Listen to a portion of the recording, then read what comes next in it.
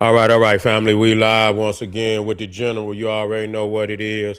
We got this powerful presentation we about to drop on your head right now. Supreme commentary about, what's going on overseas. We got to talk about that because that's affecting us right now. I know your gas bill and everything else, even getting back and forth to work, is going up. I looked over the goddamn gas about almost $4. For some people, it's already over $4.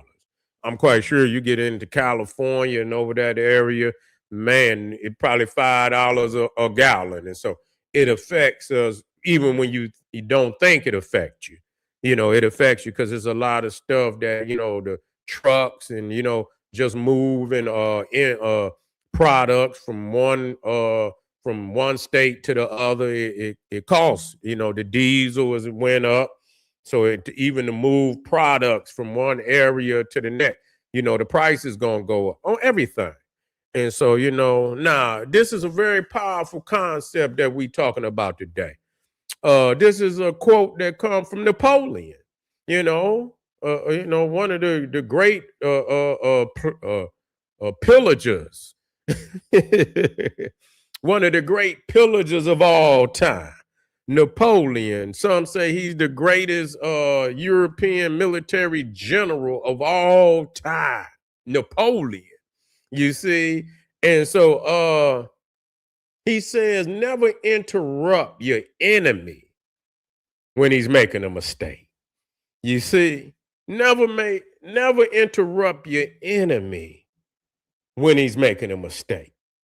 Nah, a lot of people interpret that because people say, well, where is NATO? You see, where's NATO? NATO didn't want to support the United States of America, even though America is supporting Ukraine.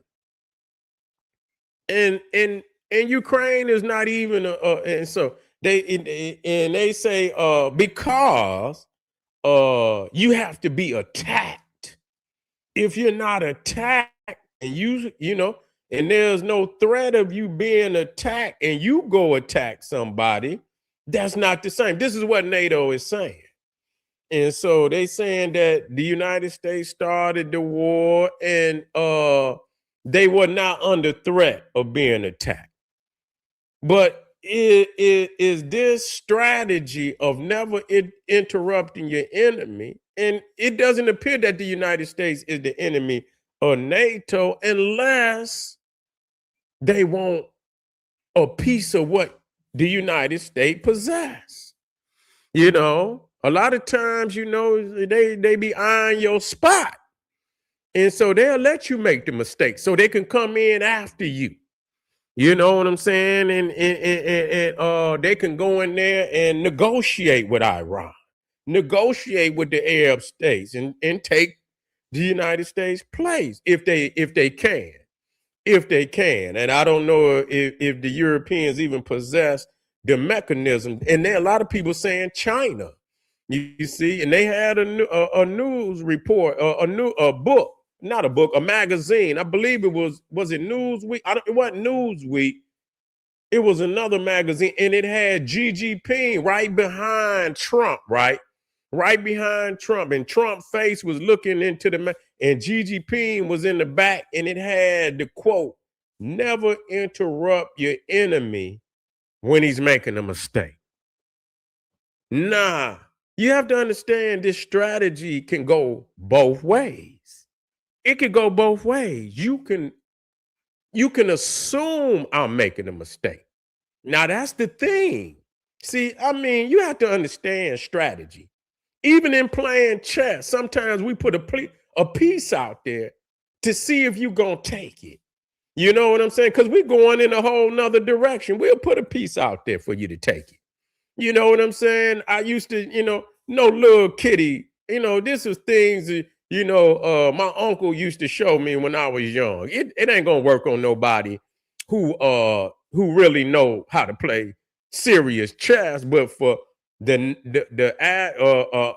average person or this 4-move checkmate and all of that. You put it out there and somebody fall for it.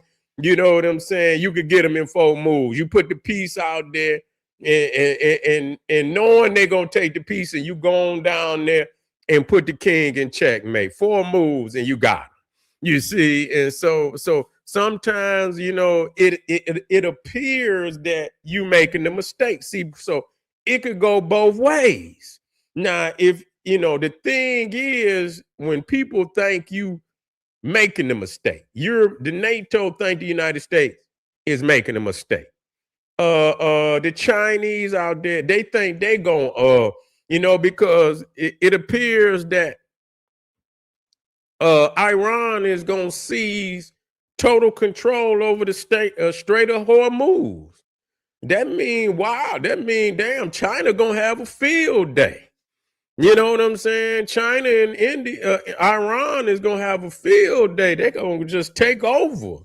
You see, that's what they believe. That's what they believe.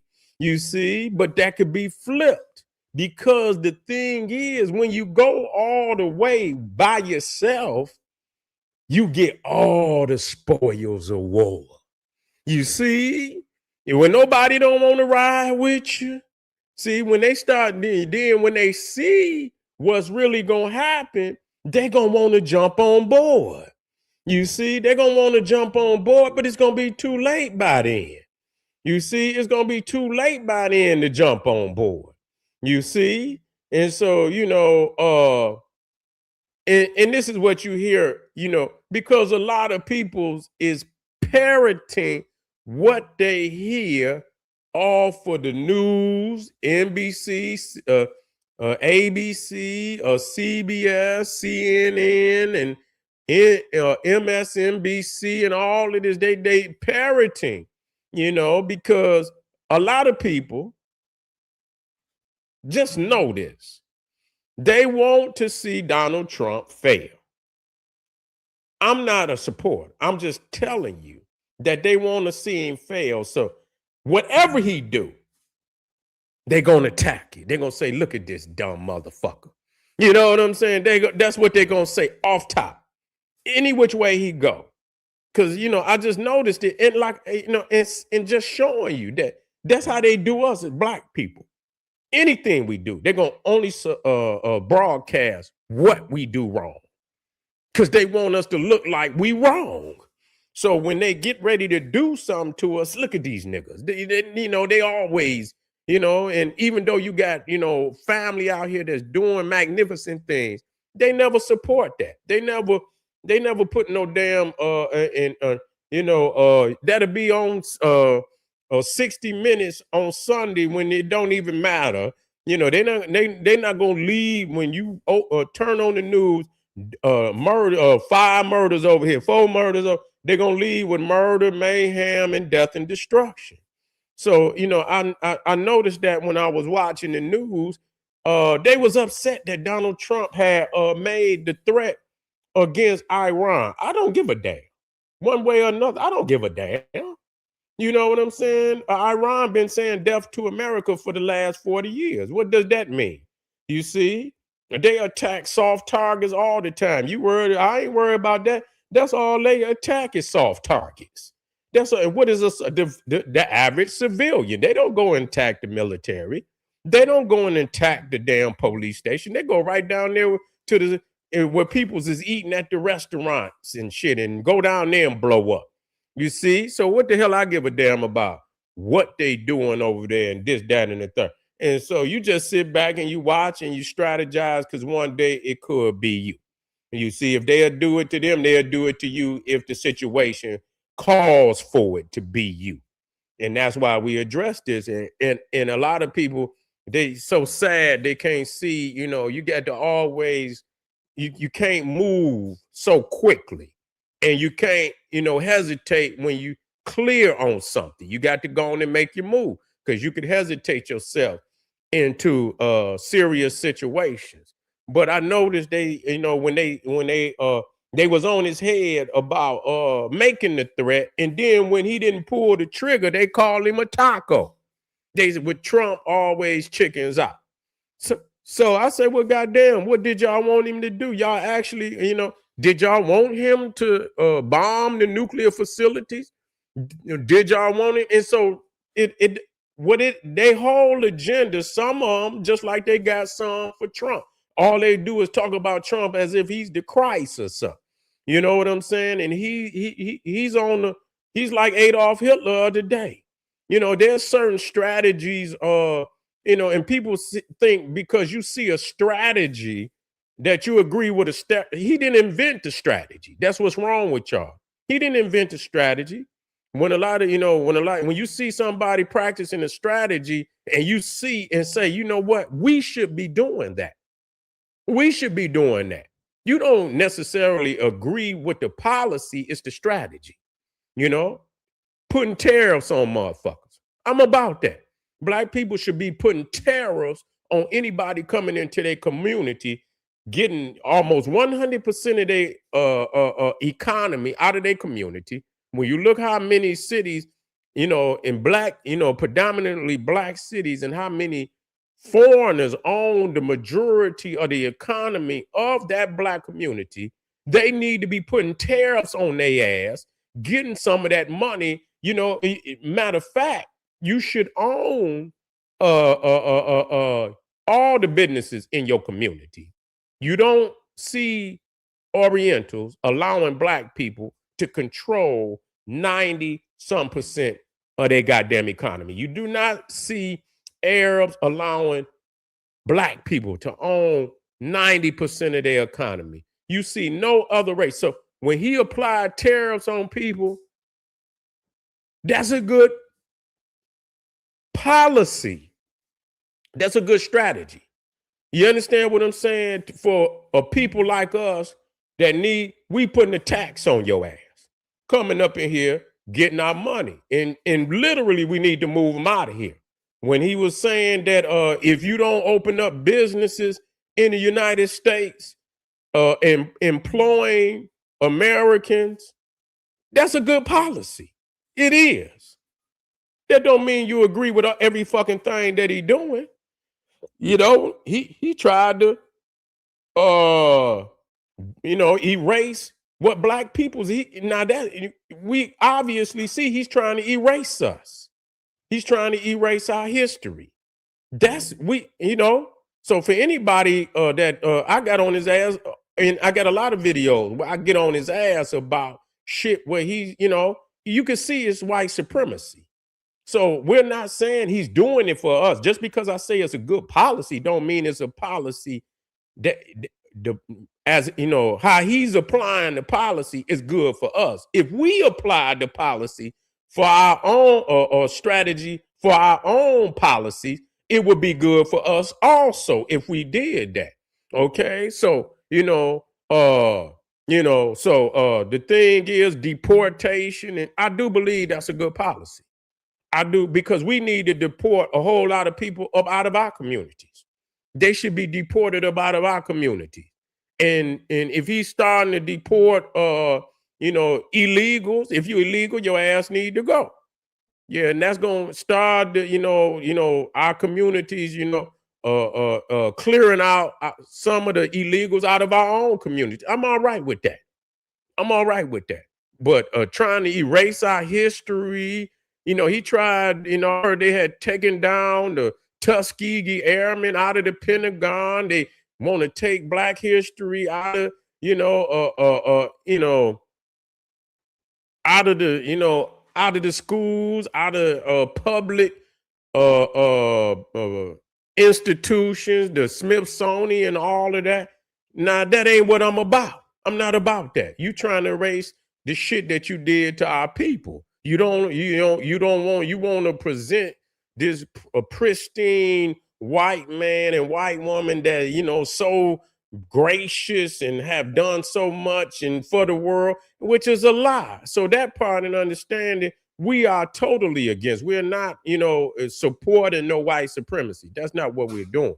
These policies, can be used by any people, and a lot of people have used these policies and strategy for the benefit of, their objective, their own personal objective. Most people should know that Donald Trump is for white supremacy.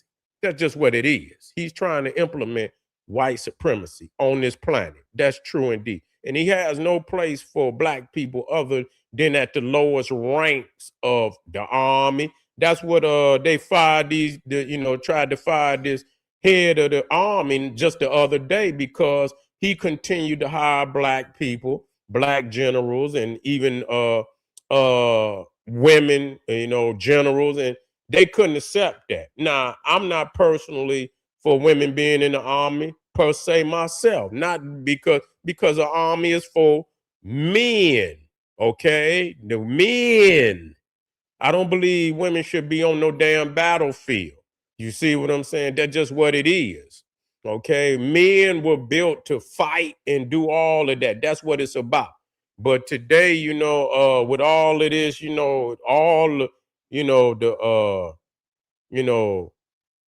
the understandings is turned all upside down, and you got everybody wanting to do what everybody else supposed to do, and ain't, and so they want to be this, they want to be that, and that's why this shit the way it is, and it's gonna fall like that.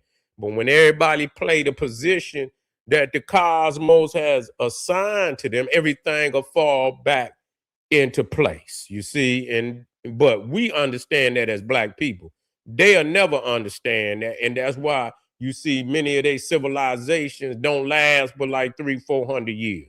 You see, they don't last that long. They implode on the same policies that's being applied right now, and they ain't learned yet. And they come right back in because it's in their nature to do and be that. They cannot do or be anything other than that. And so they still do not learn because it's in their nature, and it's hard for people to do something against their own nature.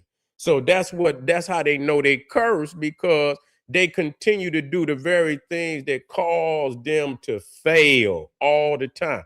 And that's why even in ancient history, they talk about, I believe it was, who was that? Was it Diodorus Siculus? He talks about Solon. Solon was a Greek, he was a philosopher. He was a philosopher who had went to Egypt during the time, I believe, I don't know if the Persians was in control, but he had an opportunity, or the Greeks, I don't know, it probably was the Greeks, not the Persian, but the Greeks. And he was able to talk to some Egyptian priests, and they told him, Solon, coming from Greece, he talked about how great the philosophers of Greece was, and how many great sciences that they invented. And the Egyptian priest checked the shit out of Solon. He say, "Oh Solon, oh Solon, the Greeks will always be children in the mysteries. You have no idea that is old. Everything, as soon as y'all get started, y'all collapse over and over." So that's what he said. That's what he meant by y'all have no ideals that is old. And so again, you see America, it's only been in serious power for 75 years as far as being the sole and already, 75 years ain't shit. Egypt was this lead nation in the world for 3,000. So 75 years, people look at 75 years and they say, wow. And already you're waning. Even when you think about Britain might have been in power for about a couple hundred, but that don't mean nothing.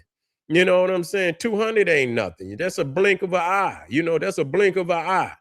And so, they continue to do the same things over and over and over. And that's why they fail over and over and over. But at the same time, understanding that you never interrupt your enemy when he's making a mistake. If it is a mistake, it might not be a mistake.